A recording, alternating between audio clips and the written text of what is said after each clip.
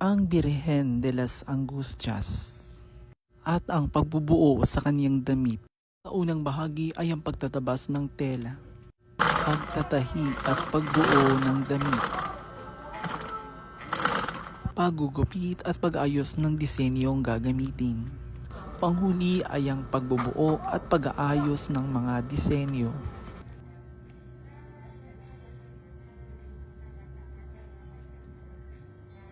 At ito na nga ang nabuong damit para sa Birhen de las Angustias.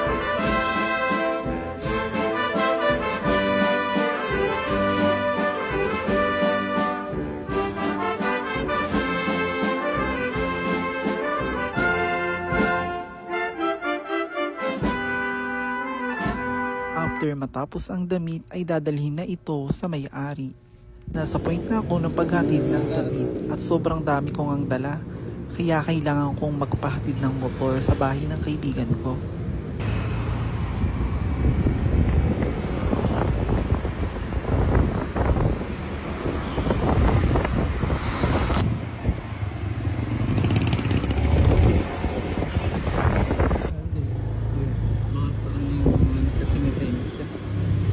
Ayan, dito tayo.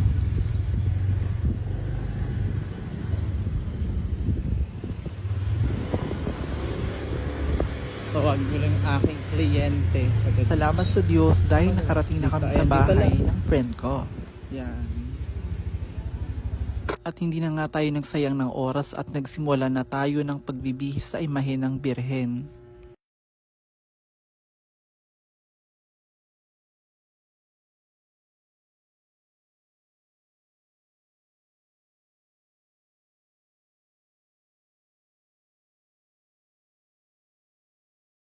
Salamat sa Diyos dahil mahigit ang isang oras ay natapos na natin ang pagbibihis sa Birhen ng Angustias. Salamat sa aking mga kaibigan na nagtitiwala sa aking talento. Maraming salamat po.